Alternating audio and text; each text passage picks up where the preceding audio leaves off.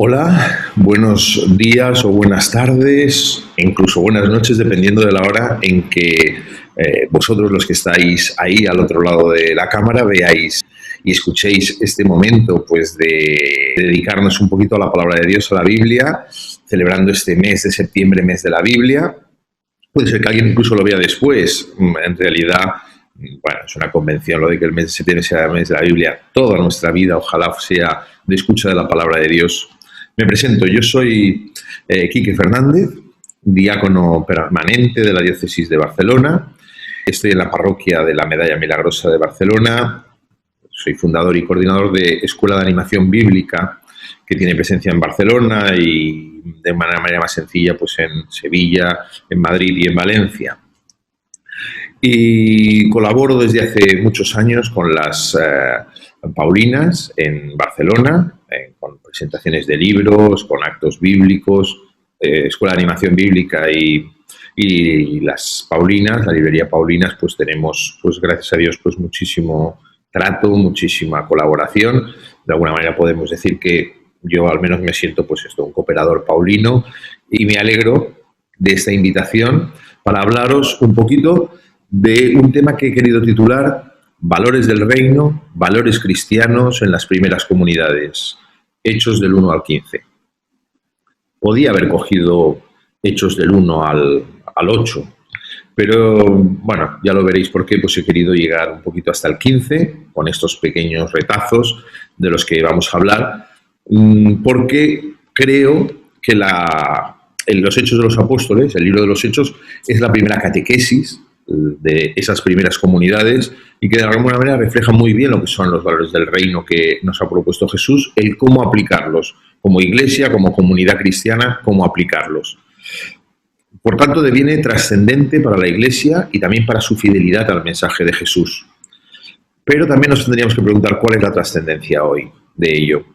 Pues es verdad que la iglesia nos presenta los Hechos de los Apóstoles en las lecturas de Pascua, cada día durante toda la Pascua, pero también es verdad que en las catequesis pues no hay una presencia de la Biblia y no hay una presencia, por tanto, de los Hechos de los Apóstoles muy intensa. Los Hechos de los Apóstoles debería ser el libro de catequesis, el catecismo, el libro básico, por ejemplo, de una catequesis de confirmación.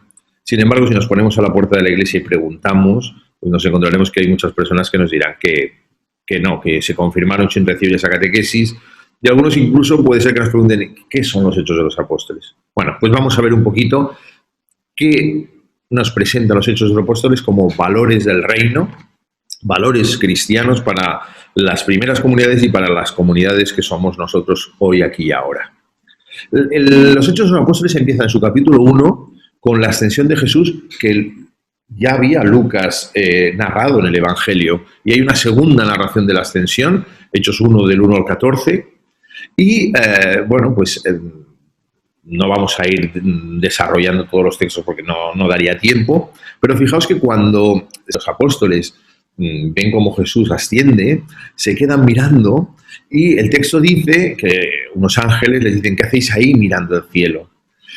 Yo siempre comento que a mí me parece que Lucas se autocensuró y que realmente lo que dijeron los ángeles fue ¿qué hacéis ahí como tontos mirando el cielo? Porque se habían quedado así, como tontos. Y hay que decir que no es un principio muy esperanzador. Es decir, si hablamos de que nos tiene que transmitir unos valores, el quedarse como bobalicones mirando no es, en principio, la actitud, y por eso nos dice ya desde el inicio de los apóstoles que esa no es, les llama la atención. Muchas veces tenemos la tentación de hacer de nuestra fe algo quietista, algo que lo único que hace es que, bueno, pues mira, es una teoría, creencia, ideología, ideas que tenemos, pero que no nos mueven sino que al contrario, lo único que hacemos es contemplar una verdadera contemplación de Jesús, una verdadera contemplación de Jesús muerto en la cruz y resucitado nos ha de llevar a una acción. Por tanto, no es muy esperanzador este inicio porque de por sí podríamos decir pues que más bien que lo que nos está presentando no son los valores del reino, sino un antivalor. El antivalor sería no hacer nada, quedarse de brazos cruzados por mucho que pongamos cara de bobos y mirando así, pues con esa... no me gusta demasiado la expresión beatillo, porque los beatos son aquellos que están en camino de la santidad, que ya lo son, pero que todavía no se les ha reconocido. Pero sí que en ese sentido que vosotros ya me entendéis de beatillo, de quedarnos así, pues muy a gusto, hagamos 3 tiendas, pero no, que no nos compliquen la vida con nada más. Los Hechos de los Apóstoles siguen en el capítulo 2 con el pasaje tan famoso de Pentecostés, del Espíritu Santo, la venida del Espíritu Santo el día de Pentecostés, Hechos 2 del 1 al 11. Y aquí vemos que hay unas actitudes de los discípulos que son esenciales para que se manifieste el Espíritu Santo y para que les llene de sus dones y de su gracia. Y es que están todos reunidos. Primero, todos reunidos. Segundo, están todos reunidos en torno a Pedro, a los apóstoles, a María. Tercero, están dispuestos a tener asombro, admiración, a dejarse asombrar por el Señor. Están abiertos a la posibilidad de esa gracia. Y cuarto, de una manera inclusiva, hay de todas las procedencias. Y cuando hablamos de diversidad de procedencias, no solo me refiero a las geográficas, que es lo que nos muestra el texto. Nosotros debemos entender que además se nos está diciendo que hay personas de todo ese abanico de lo que es la Iglesia, de lo que hemos llamado diferentes sensibilidades. La cuestión está en que es un texto inclusivo.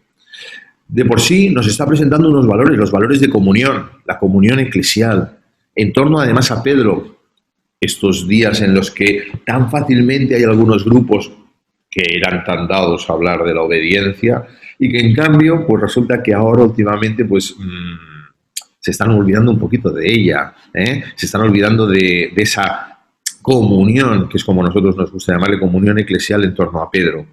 Y también nos presenta el valor, como decía, de la inclusión, que es justo lo contrario a Babel. Pentecostés es el nuevo Babel, o la antítesis de Babel, en el sentido de que allí, hablando todos el mismo idioma, nadie se entiende, y aquí no es que hablen idiomas que nadie entiende, no, cada uno habla el suyo y aún así se entienden. ¿Cuántas veces lo habremos vivido? Pues, por ejemplo, cuando vamos a misas internacionales, en Lourdes, por ejemplo, y te encuentras con que, bueno, se utilizan varios idiomas, o a veces uno que, yo he estado de vacaciones, por ejemplo, en Alemania, una misa en alemán, y sin embargo te sientes en comunión, te sientes hermanado, porque más allá del idioma, lo que hay es el espíritu.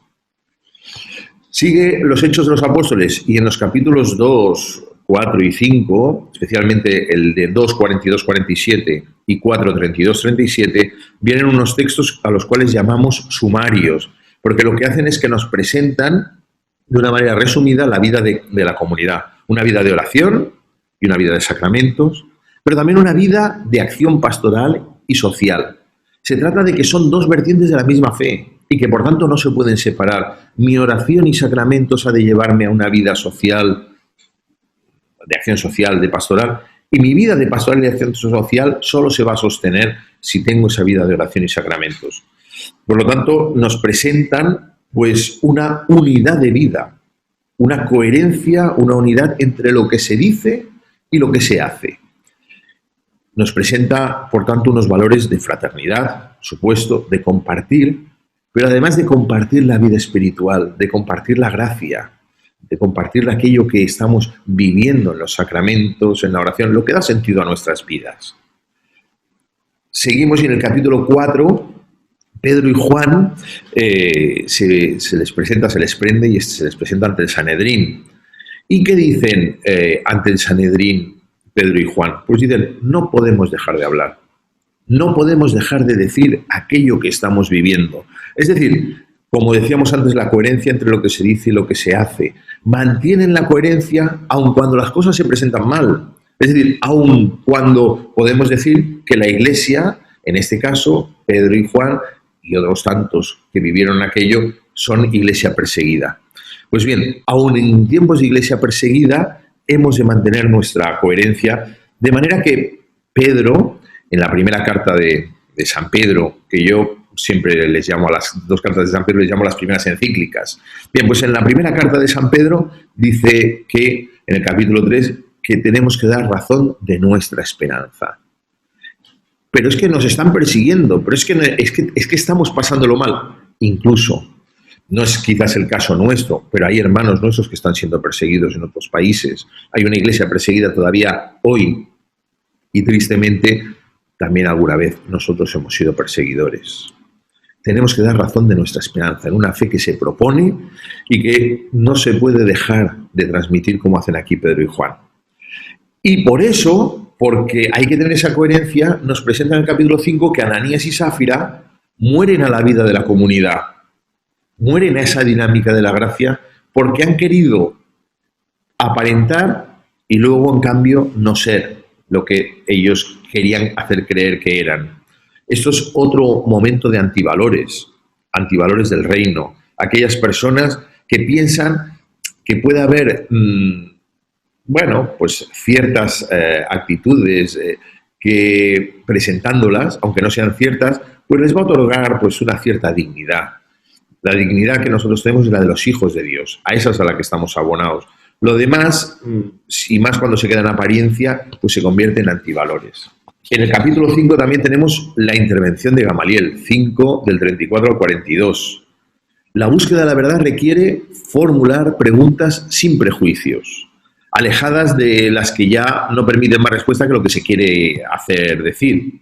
Gamaliel es un personaje judío relevante y se atreve a hacerse preguntas abiertas, más allá de lo estrictamente correcto, dentro de lo que era su religión, dentro de lo que esperaban los que estaban con él. Nosotros también estamos llamados en una búsqueda de la tolerancia, mantenernos precisamente en búsqueda, buscando la verdad y hacernos preguntas, y preguntas abiertas, y sobre todo sin prejuicios. Muchas veces en el Evangelio lo vemos, y en general en la palabra de Dios, muchas veces las apariencias engañan. No todo el que parece que es buenísimo lo era tanto, y no todos los que parecía que iban a ser malísimos lo fueron. Porque si nos quedamos con las apariencias, entonces lo que estamos es viviendo un fariseísmo. El fariseísmo del que señala. Hoy, cuando estoy grabando esto, hemos tenido en la misa, esta mañana, el Evangelio de Marta y María, en Betania. Y cuando he predicado sobre ello esta mañana en la misa, decía que el gran problema de Marta no es, por supuesto, que acoja a Jesús, muy bien, no es que se dedique a hacer lo que hay que hacer, hay que hacerlo, no es el que en algún momento le pueda suponer el cansancio. Su gran problema es señalar a María, señalarle como diciendo, que mira lo que ella no está haciendo.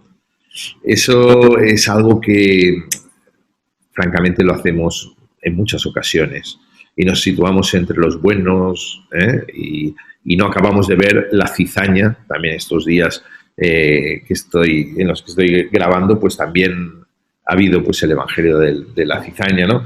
Pues no somos capaces de ver la cizaña que nosotros crece junto con el trigo en nosotros. Bien, no puedo olvidarme de la elección de los 7 diáconos. Ya os he dicho antes pues que soy diácono. En los Hechos 6 del 1 al 7 se nos presenta que los diáconos, siendo una realidad, por tanto, tan antigua, siendo una realidad bíblica, es más antigua que los cardenales y las monjas, es sin embargo muy desconocida, y sin embargo nos presenta esa elección de los 7 diáconos como un ministerio de servicio. Es lo que el Papa Francisco está llamando la iglesia samaritana, el hospital de campaña. Yo le llamo también la iglesia remangada, la que comparte charco y barro con los pobres, con los necesitados, con los débiles, con los desesperanzados. Fijaos que, siempre hago un poquito esta broma, pero me parece que merece la pena de vez en cuando hacer una bromita, ¿no?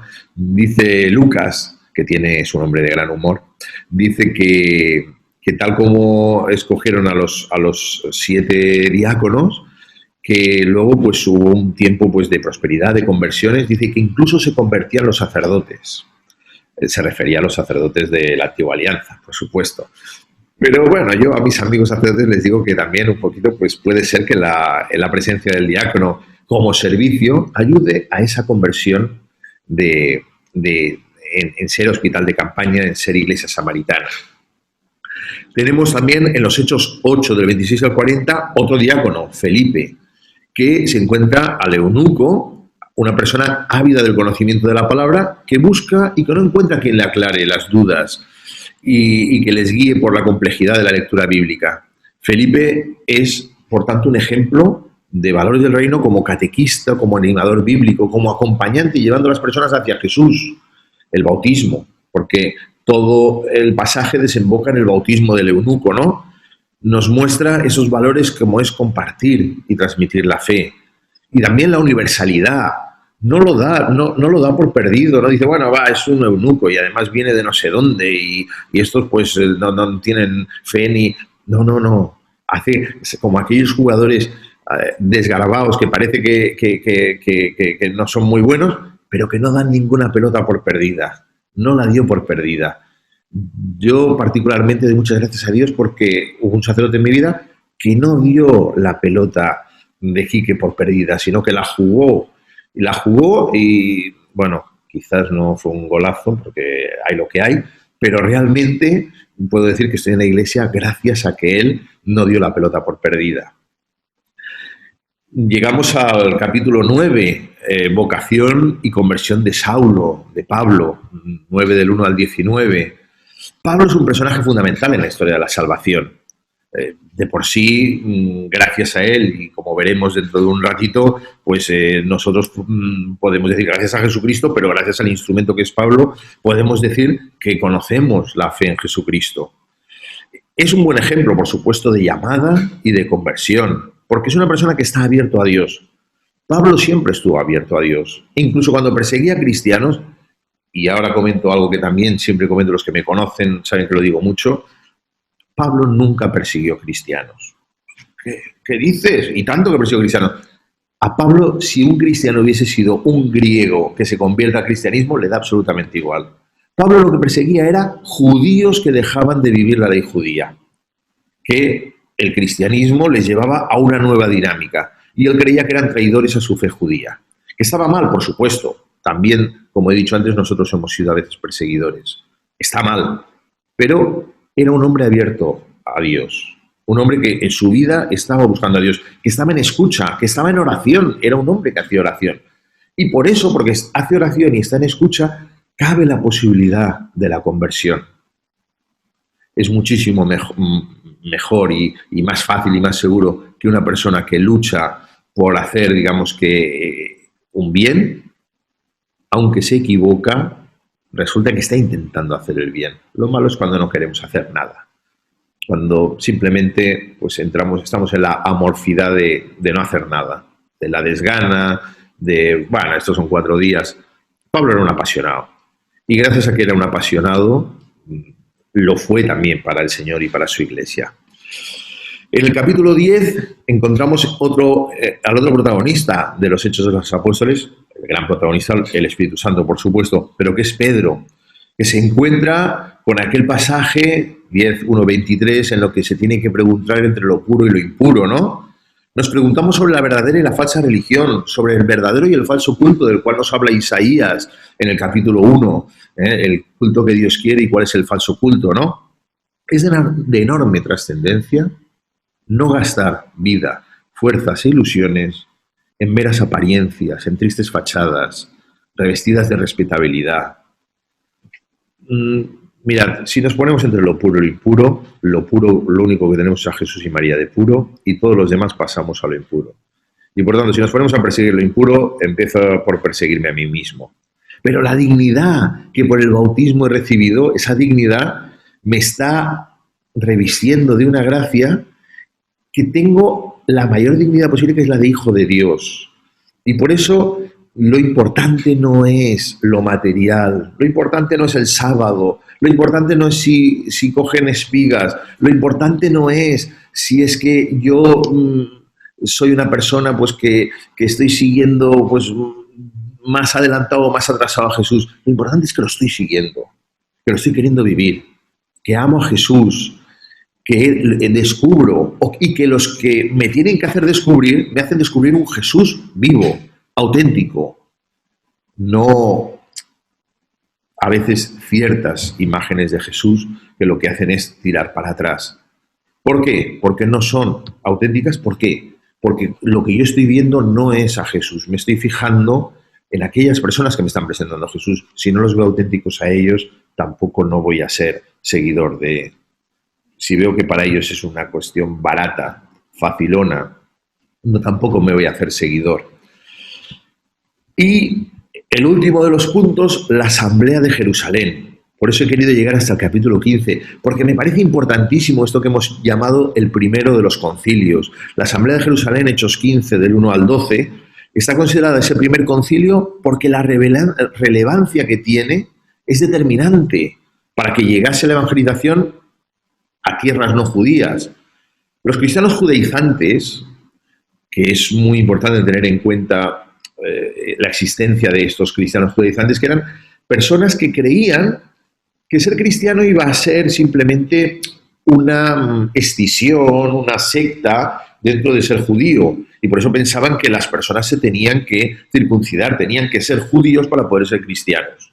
Y ahí Pablo dice, no. O sea, lo nuevo, no lo antiguo, lo nuevo. Odres nuevos. El mensaje de Jesús es de total novedad. Por supuesto que no se carga la alianza, sino que la renueva. Por supuesto que no se carga la ley con mayúscula, la ley con minúscula es otra cosa, pero la ley con mayúscula, sino que la ensalza. Pero partiendo del vino nuevo. Por eso el evangelista Juan, ya en el capítulo 2, las bodas de Caná, el vino nuevo. ¿Y dónde queda el agua de las tinajas? Que ya no está ese agua.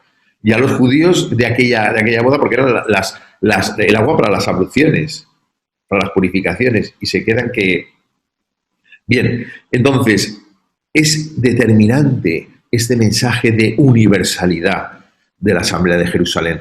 Todos estamos llamados a conocer el misterio de Jesucristo, a conocer el gozo de su vida, de su muerte, de su resurrección, a conocer el gozo de nuestra resurrección, porque lo relevante de Jesús no solo es que haya resucitado, sino que además nos propone resucitar con Él. Como veis, para ir acabando, estos valores de los Hechos de los Apóstoles, que de una manera tan rápida pues hemos resumido, hemos simplemente reseñado un poquito, son unos valores que nos muestran algo que hoy más que nunca necesitamos: esperanza. Necesitamos mucha esperanza.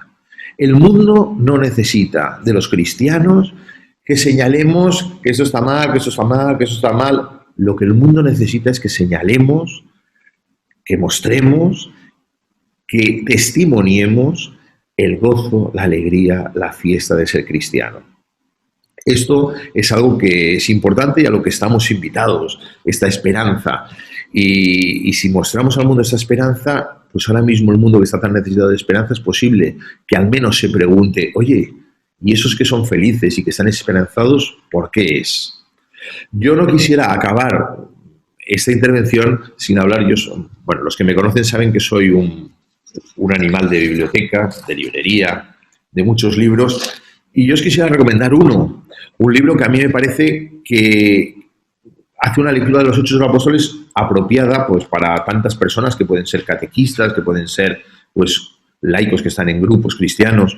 El libro, os lo enseño, Rejuvenecer la Iglesia, lectura pastoral de páginas escogidas de los Hechos de los Apóstoles, de Ricardo Tonelli, un salesiano que falleció hace unos años, en el 2013, pero creo que el mismo título ya lo indica, Rejuvenecer la Iglesia.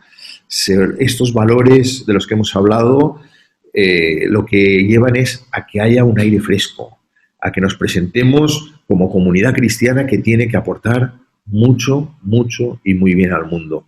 Yo os deseo un buen mes de la Biblia, os deseo un buen año de la Biblia, una buena vida de escucha de la palabra, y todo esto además agradeciendo especialmente pues a las Paulinas el que tengan esta dedicación, este esfuerzo, este ofrecimiento de que entre todos pues nos animemos pues a vivir todo esto. Muchas gracias, a vuestra disposición.